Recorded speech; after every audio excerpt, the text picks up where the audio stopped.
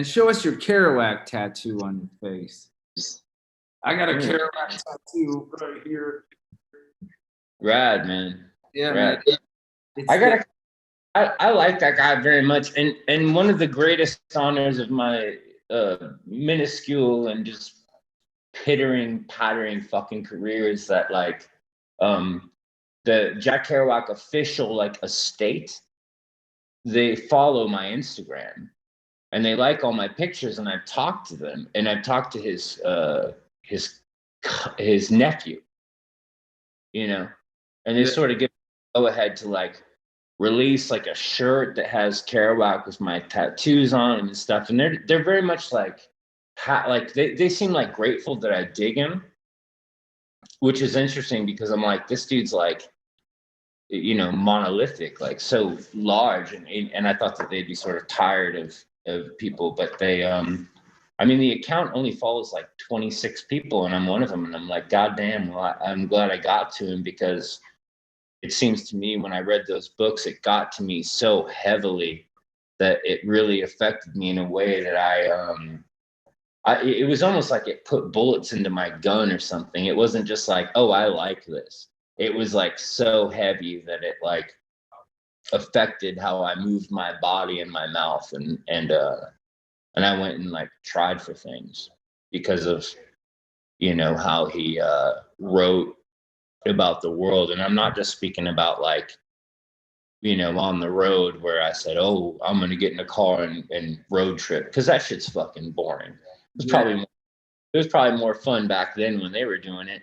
But just the way that he was able to, you know, my father dead, my brother dead, my sister far away, you know, and the way that he spoke just about everything, I was just like, it fucked me up, because I was like, God, sort of the pain and the trials and tribulations of life are not in vain if you can document what you're doing, almost like a field recording or a reporter, right? Say, I woke up, I had coffee, I did this. But if you write it in a certain way, everything you do is beautiful. And that's what was so compelling about him to me, is that it just made me feel like all of my mistakes were valid.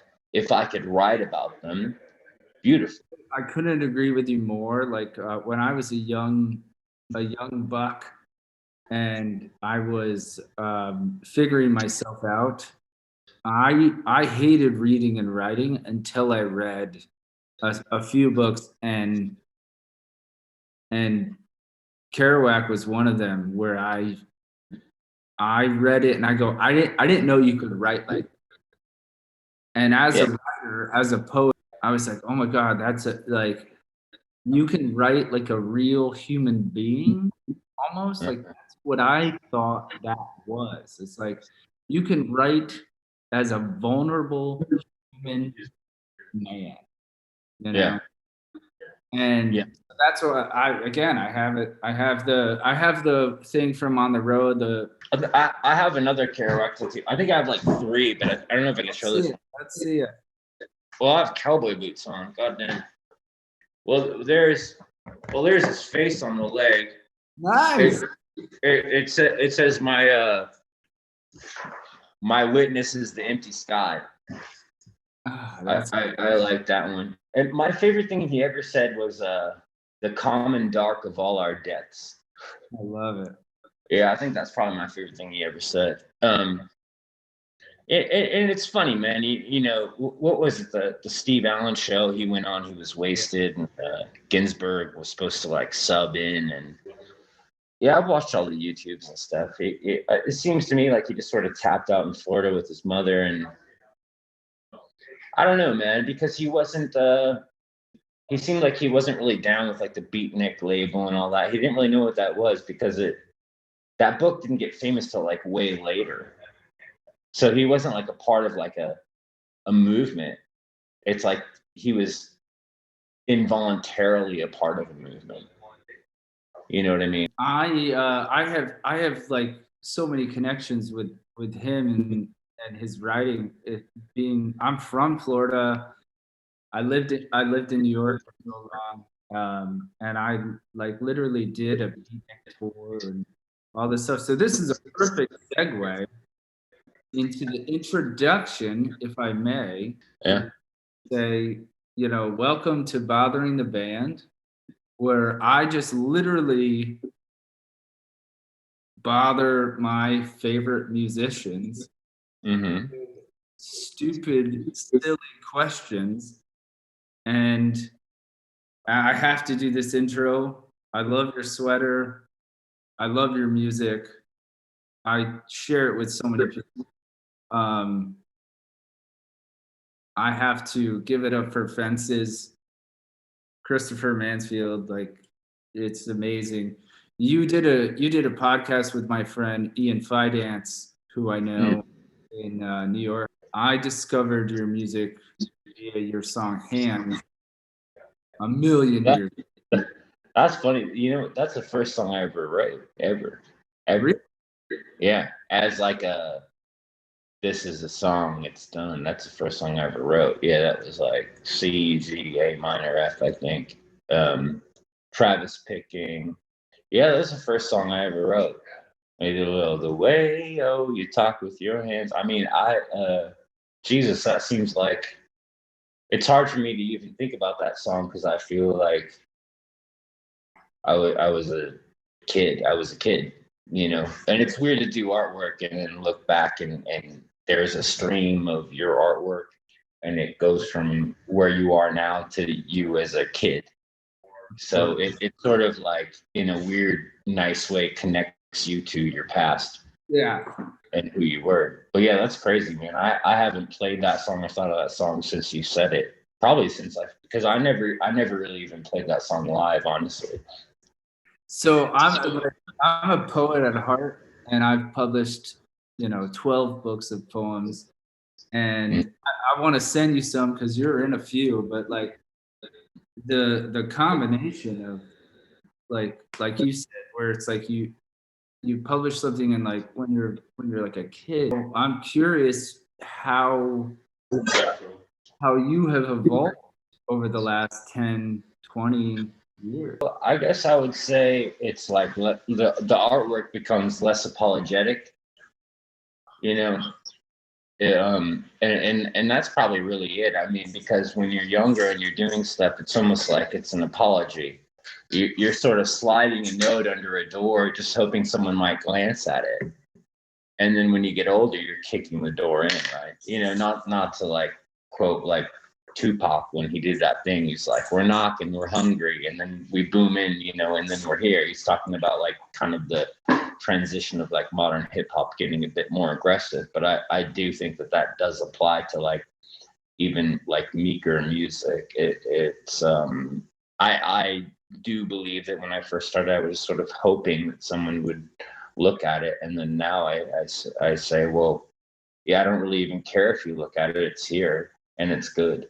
And that's the difference. And that would probably just be diluted to like self-confidence maybe, but also a knowingness of the non-sexy part of artwork where it becomes the workings of it, the mechanics, the behind the scenes of it, where I say, well, these are better chord progressions, this is a better rhyme scheme, like A B, and I understand how to leave a certain sentence at a dramatic point and then do a drop in the music and end the song on like the resolution of the thing, and you sort of learn the mechanics of like trying to write a compelling story within 3 minutes and 15 seconds or whatever. And when I was younger, I had no fucking idea how to do that.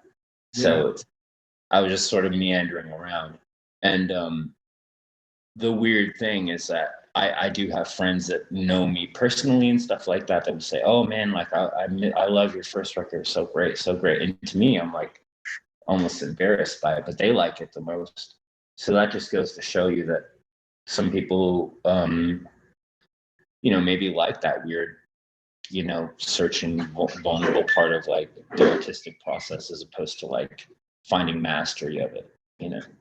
Yeah, I mean, I totally agree with you. When the first time I started publishing poetry, my stepmom texted me, "Do I have to worry about you?"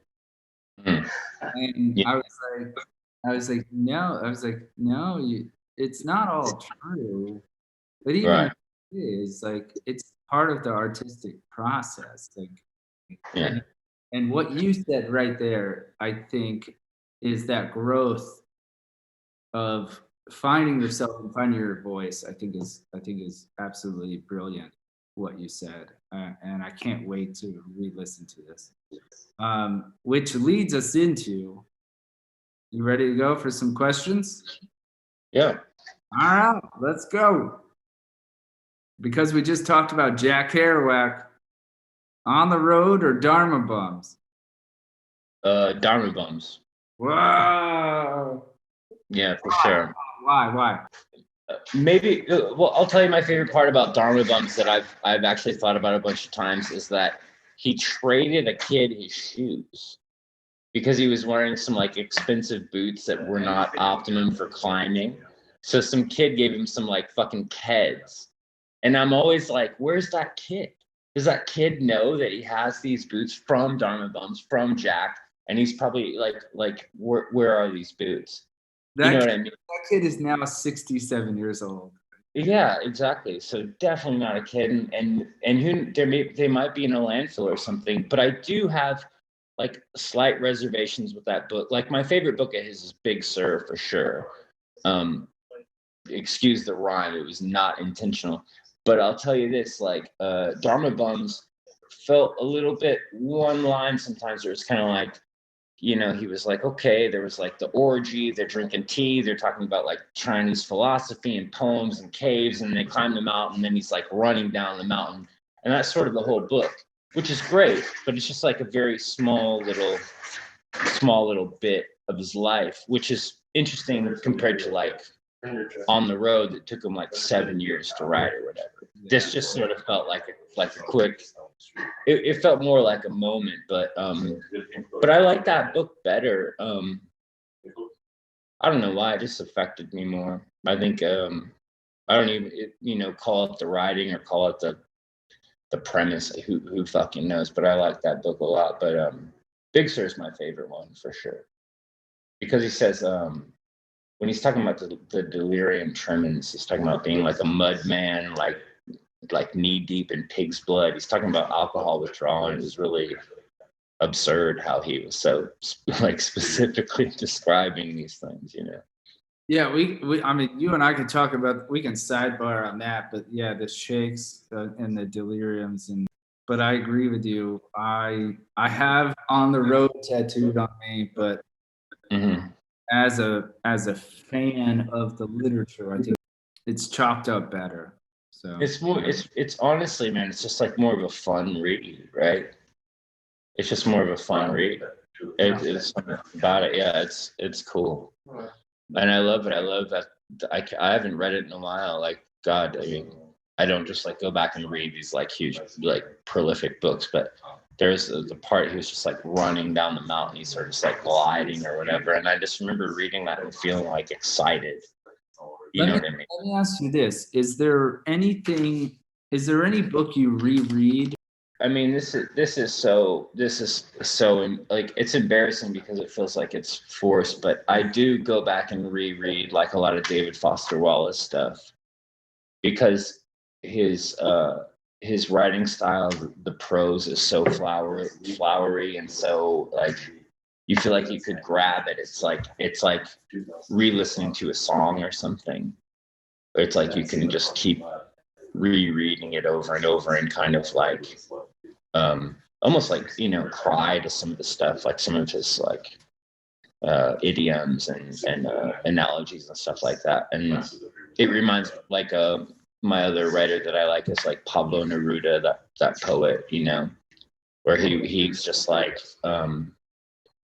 my favorite thing about you is your feet because they walked you to me, you know, just these like little lines that just like really gut you, you know. And I think that takes a really beautiful writer to be able to do that, and I think Wallace did that too. So I mean, yeah, I definitely pick up some of his books that I have like, you know, the pages bent and go through and reread that. I'm just like, man, it's so pretty, where it's great. Well, I will say this: you're talking to a poet at heart. I have, poet tattooed on my knuckles. Nice. I think at heart you are a poet. The words are my favorite part. The other stuff I just have to do just to like sort of get them out there. But I appreciate the compliment, and definitely yeah. I mean, I try really hard with the words. That's most important to me, because the music stuff is But your metaphors and comparisons are amazing. I share them with people who are like actually, award-winning poets, and I'm like, listen, this guy. So you just have to have your eyes open. I mean, it's as hard as you want it to be, I guess. People say, oh, that's so good, but it's like I never really try. You know what I'm saying? I really don't. Like, the less I try, the better it is, because life is so insane and beautiful. It just really does. It does the work for you. So you just sort of have to like let it do it. You just kind of have to like hit record, in your mind, and then just repeat what you saw. So it's not. It's that. My point is, it's hard to take compliments for something like that, because I don't really do anything. I'm just repeating what has been shown to me. You know what I mean? No joke, goddamn, we're gonna have to cut this, because like I feel the same way, because I'm very prolific in my writing. Like, I just put out a book that is, 1,084 pages. Like, that'd be like an encyclopedic novel. That's how long that. I just put this book out. This is the sample copy, but like, look how like big that is compared to my face. I mean, yeah, it looks like infinite jest. It is a big bag of hammers, which is why I called it a whole bag of hammers. That's really cool, man. You wrote that whole thing. That's wild. That's impressive, man. I find that entirely impressive. I can't turn it off, and I don't ever overthink it. I'm just a poet, and anyways, let's move on. That's not even a whole thing. We'll keep going with the actual interview, because I feel like we could talk forever. Abby, I got it. When's the last time you jumped a fence? Probably like 4 months ago.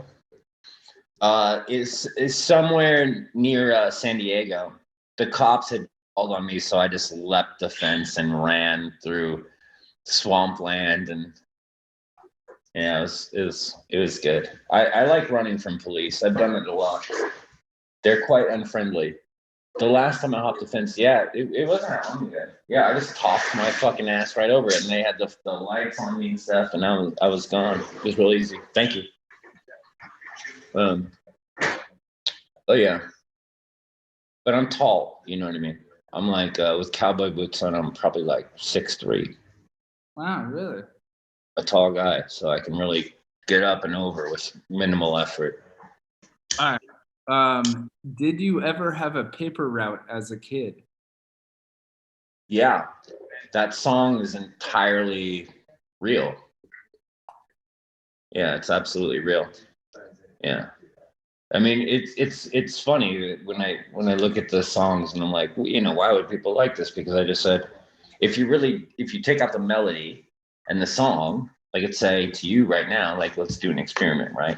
So we have all the decadence of the melody, like the ba ba ba ba ba ba ba, and all the stuff. If I just said to you right now, did you used to live in Florida? I said, yeah, we used to live in Florida. The paper route went door to door. My sister was the thrower. You know what I mean? So I'm really just saying like what was happening. So most of the time when people ask me like, did this really, there's a bird in here. Wait, there's just a bird flying around? Yeah. It's like good. Like a pet bird, or like just a random bird? A random bird. It's good. It's good for the media. But no, most of my lyrics are like very literal. Yeah. They really, and that's like I mean, it's almost like if I could write a song right now, it's like I'm doing a podcast, I'm sitting on a chair.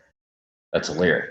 It's like, it's weird that people, they put so much pressure on themselves to be like artistic or beautiful and rhyme and all this stuff. And sometimes just say what's happening. And that's really powerful. There's a record, Mount Erie, it's called A Crow Looked at Me. And his wife died of cancer. And he's just like talking about it in the songs. He's just like, I went to get the mail, some shit you ordered arrived, a backpack for our kid. You're not here to see it. And there's music behind it. And I'm literally weeping. But he's just talking completely normal.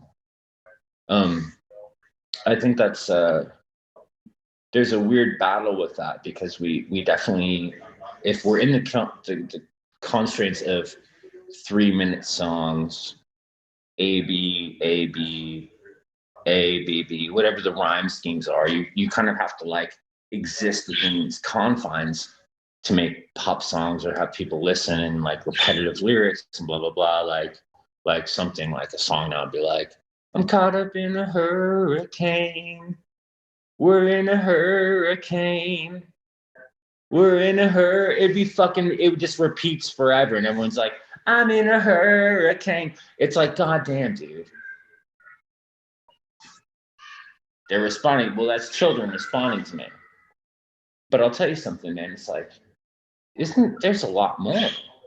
Like, what do you really want to, just tell me that you put on your shoes, tied your shoes, you walked 8 steps to the door, used your right arm, twisted it to the right, opened it, the breeze came in, it was cooler than the inside. You walked out. What did you feel when you walked out the door?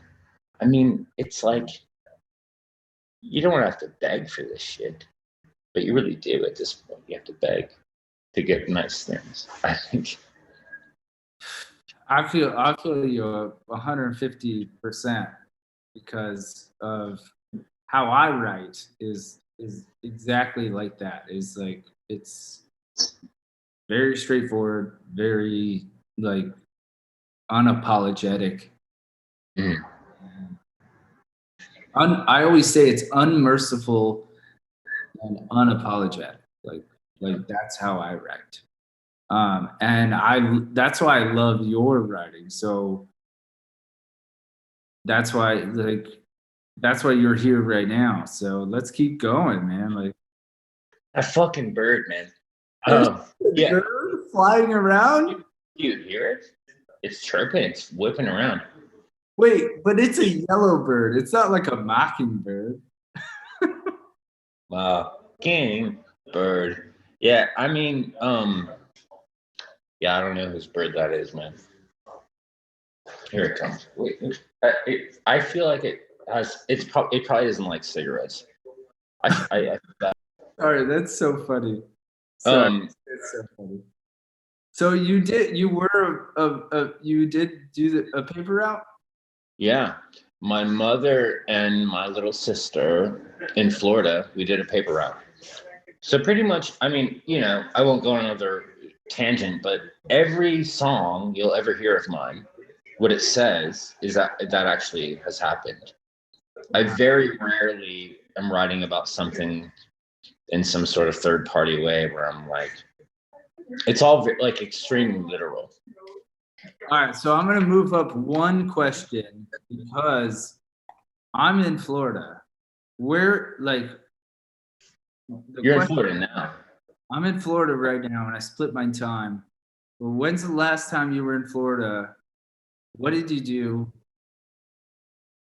And sure. I flew from New York to Florida. My band had driven down. We were starting a tour with Andrew McMahon. Okay. That bird is going wild in the kitchen. And I flew in late to the point to where like I walked in the venue and then just had to play.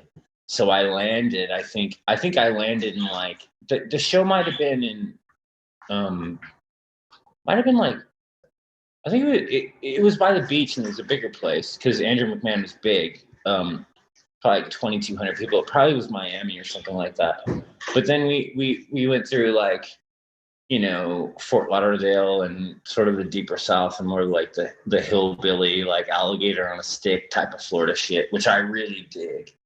Because yeah, I lived in Deerfield Beach, pretty deep south. Serious? Yeah, that's where I was at in the song. I was a child, but yeah. How long did you live there? Let's see. I mean, it's not too romantic, but probably like age like 5 to 9. You know what I mean? Like a child. That's like 2 towns over from where I am right now. We're in like Wilton Manor or Pompano or something. I'm in Parkland. Okay. Yeah. I know where that's at. Yeah, that's wild. Parkland, Boca, Deerfield. Mm-hmm. Yeah, that's wild, man. I knew you had a connection to Florida, but I didn't know like how close. I didn't know which like spot you had. Well, yeah, and then the to the tall trembling trees and the TV appearances. My friend Felix Pastorius was the bass player for us, and his dad is Jaco Pastorius, which is the you know, the guy. Absolutely. Yeah. So I love Florida. I think there's a thing there. I mean, I would hear interviews with Joe Zawinul from Weather Report. He would talk about Jaco saying that he composed music by standing by the beach and listening to storms, all the different sounds and stuff like that. And a bird in there. So yeah, it's a fucking beautiful place. I mean, I remember, you know, stop signs on my roof and really, really big turtles in the yard. It's just it's a wild place. Man, that is insane. One thing I will say is like South Florida, like you said, Deerfield and Fort Lauderdale. There's a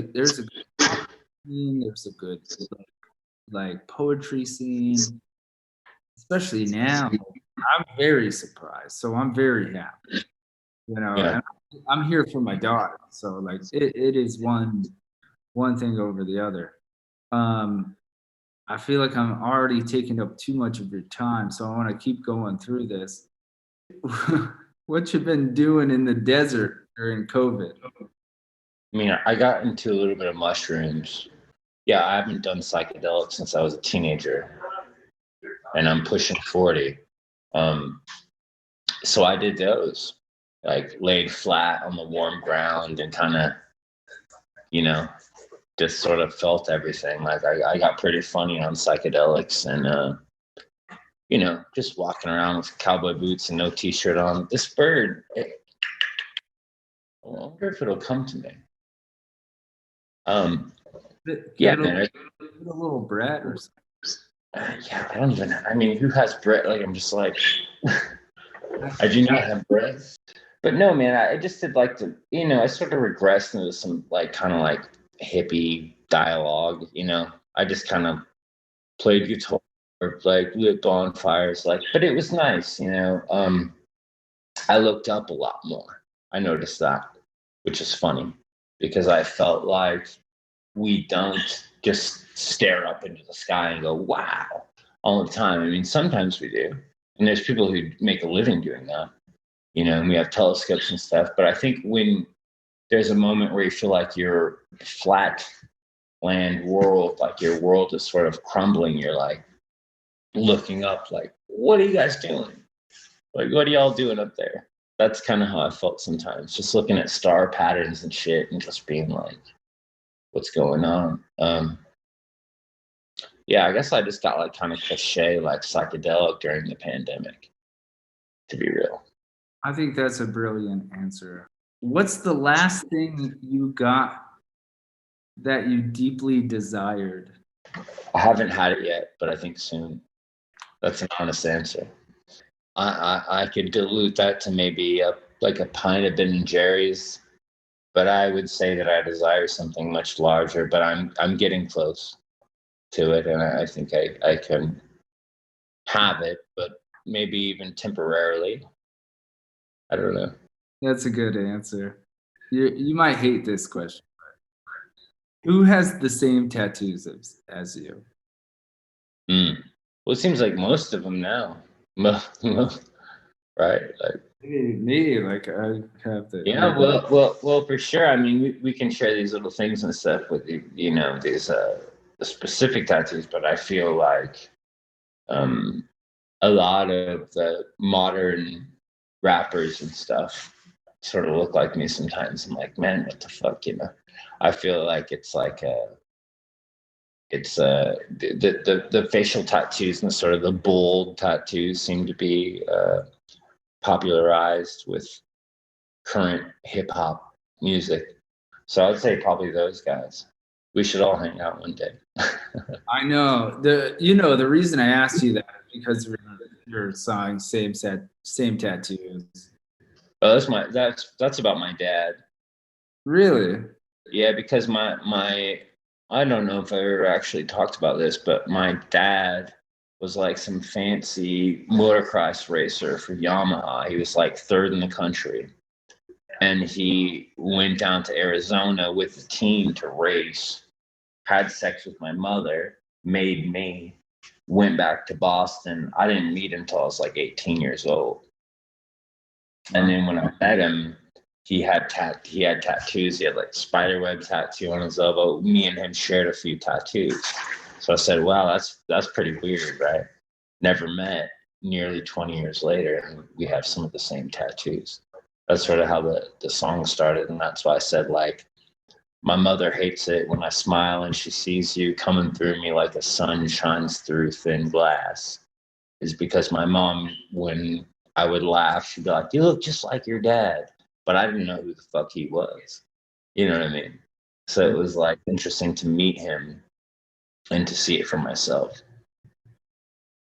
I mean, that's the best answer ever. I have to ask you this because of we have an affinity for coyotes. If you had a pet coyote, what would you name it? A pet? A pet coyote. Pet coyote, what would I name it? Male or female? Oh, that's a good question. Why don't we do both? If it was a female, I'd name it Joni. Joni? For Joni Mitchell, Okay. because she had the song Coyote with the jazz band, Michael Brecker, Don Elias, Jaco Pastorius, Pat Metheny. She started a jazz band and she had the song Coyote. And one time I was in an elevator going up to red light management in Hollywood. I was in an elevator with Shaka Khan, and I didn't know who she was. She didn't know who I was, and she saw the coyote under my eye, and she was like, "Coyote, like Joni's song." I covered her song, and we started double high fiving to all the members of the band. We were like, Michael Brecker, Don Elias, and then this fucking elevator opened, and everyone was like, "Shaka Khan," and she went in. And I was like, "Damn, I just thought it was like a beautiful black lady." But anyway, I would say Joni because Joni had a real prolific song with that.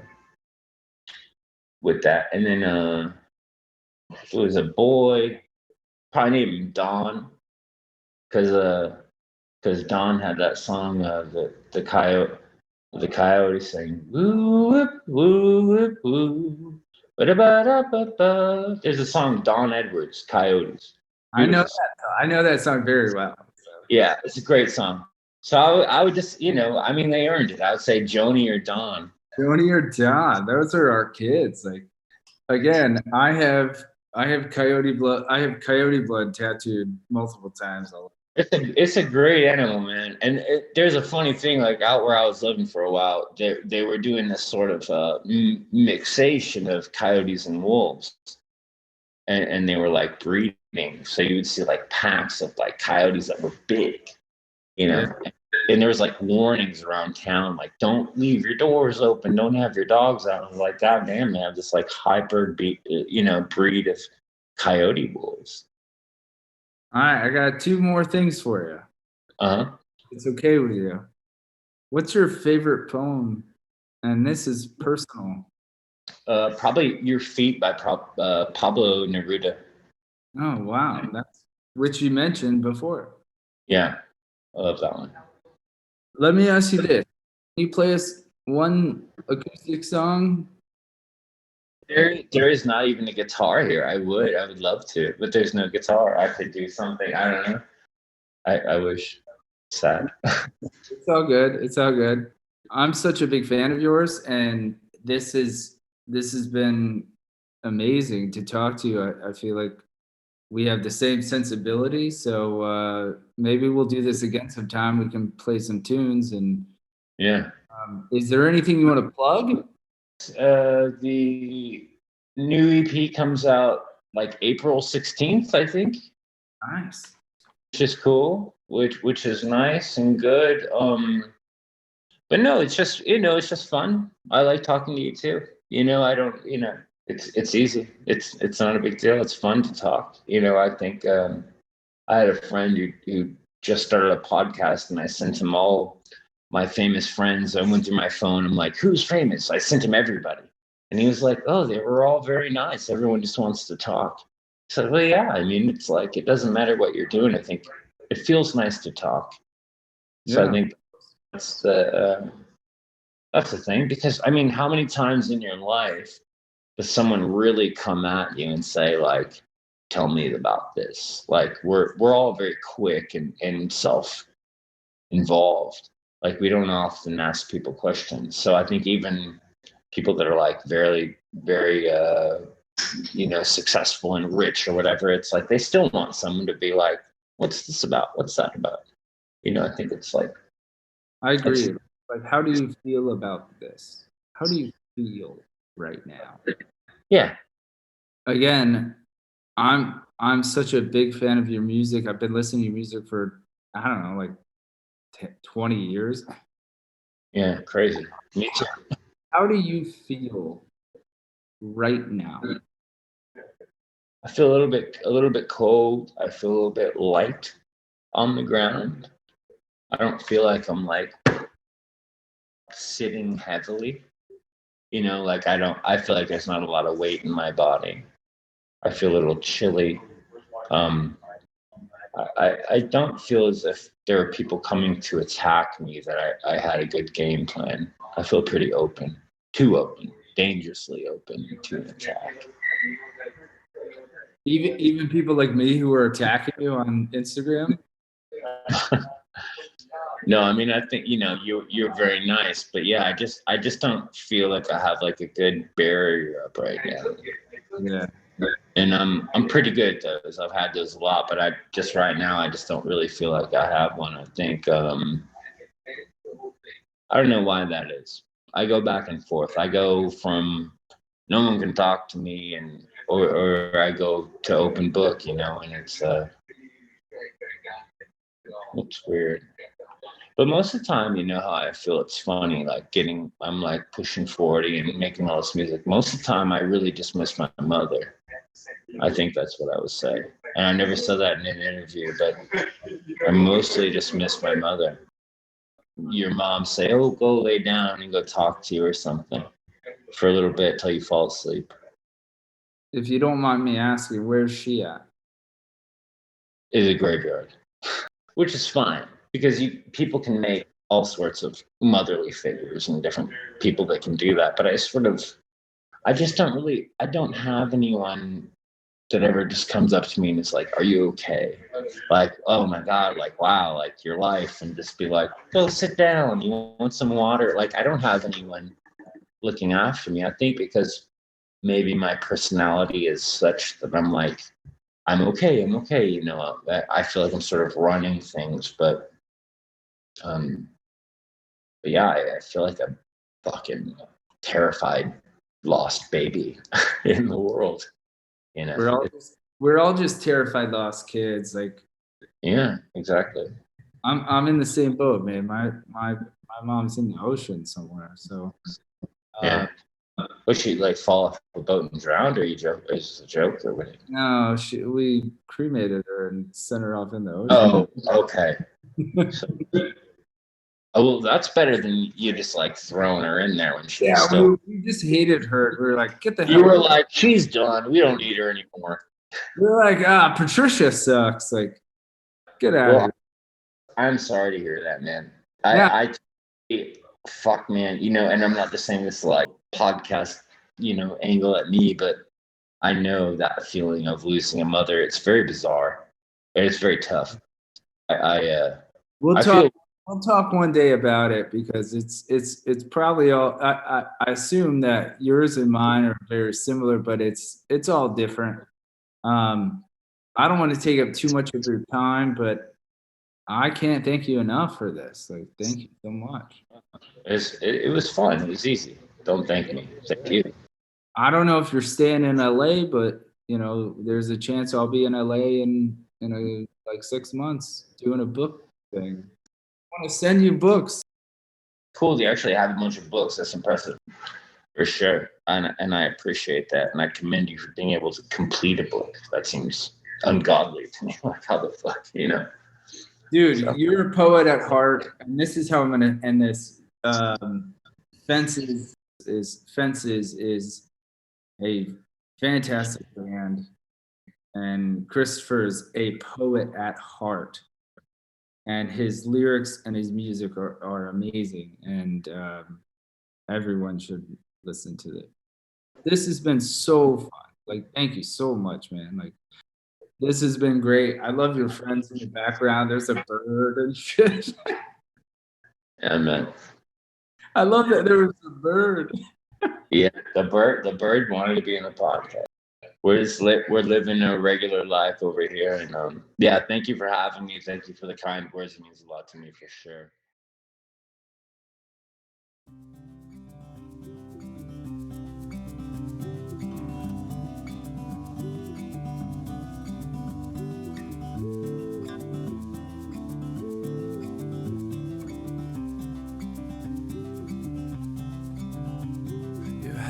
At your side and your eyes looking down, a smile slowly forming. I heard not a sound. The way, talk with your hands. I took you by your hand into another room. We talked about our fathers and lazy afternoons. The way, talk with your hands. We spent some nights hiding in the sheets, smoking cigarettes and letting our parts meet. The way, you talk with your hands. The way, the way.